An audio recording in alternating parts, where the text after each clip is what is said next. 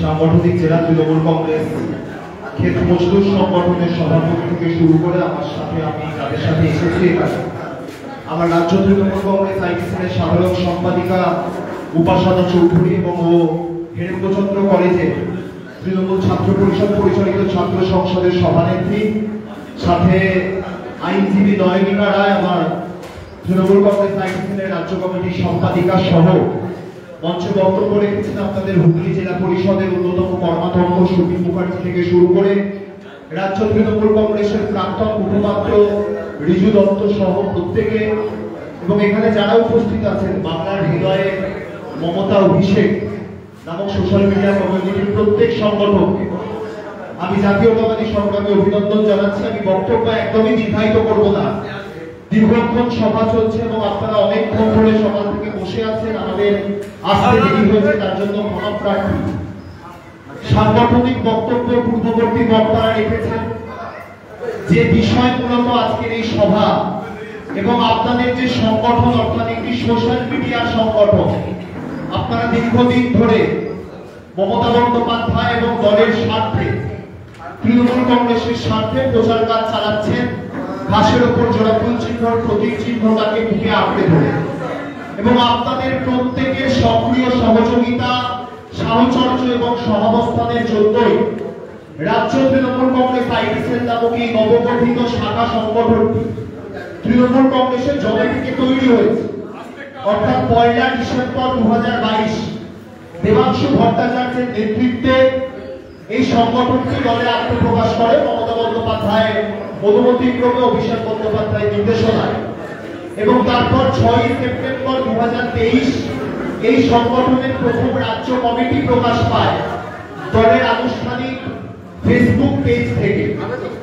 এবং তারপর থেকে 2023-2024 লোকসভার পূর্ববর্তী সন্দেশখালী, লোকসভার পরবর্তী আরজিকর, এবং তারপরে একাধিক ঘটনা সাম্প্রতিক যাদবপুর পর্যন্ত প্রতিটি ক্ষেত্রে তৃণমূল কংগ্রেস আইটিসেল আপনাদের সকলের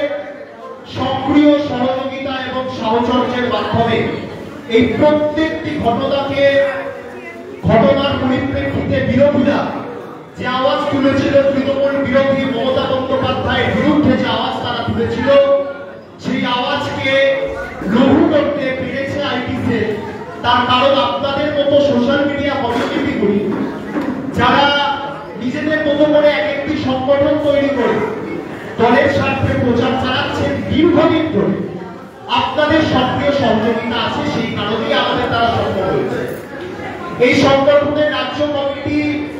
রাজ্যের সভাপতি দেবাংশু ভট্টাচার্যের নেতৃত্বে আমরা মোট 35 জন রয়েছি রাজ্য কমিটি, সভাপতিকে বাদ দিলে 34 জন আমরা রয়েছি যারা রাজ্য কমিটির সদস্যা। কিন্তু আমরা বিশ্বাস করি যে পশ্চিমবঙ্গ তৃণমূল কংগ্রেস আইটিসেলের ব্যাপ্তি শুধুমাত্র এই 34 কিংবা 35 জনে নয়, এর অনেক উপরে এই 34 বা 35 জনের সীমারেখাকে ছাপিয়ে তৃণমূল কংগ্রেস আইটিসেলের ব্যাপ্তি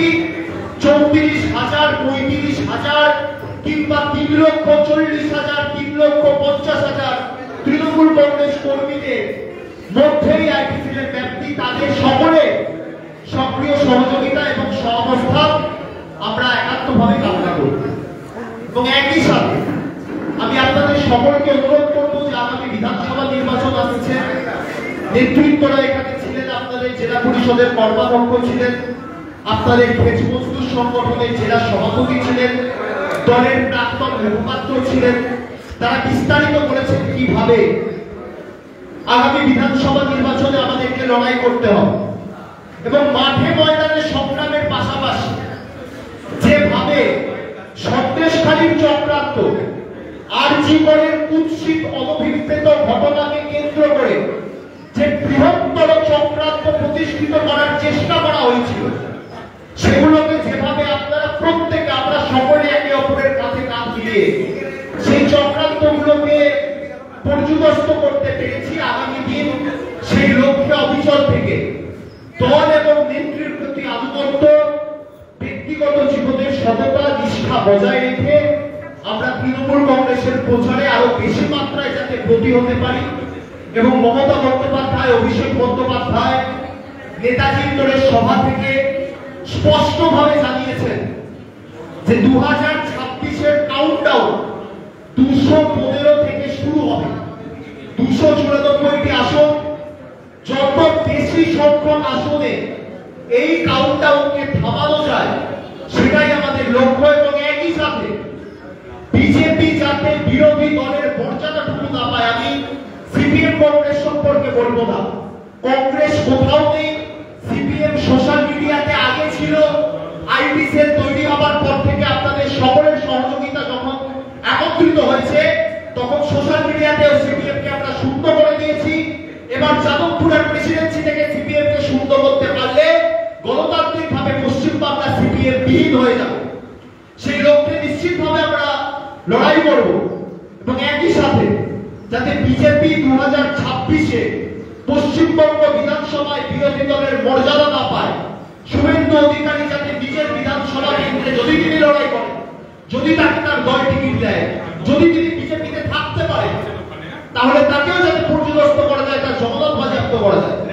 সেই লক্ষ্যে আমাদেরকে অভিযান থাকতে হবে। এবং এর পিছনে নিশ্চিতভাবে সোশ্যাল মিডিয়া তৃণমূলের অবদান অনস্বীকার্য।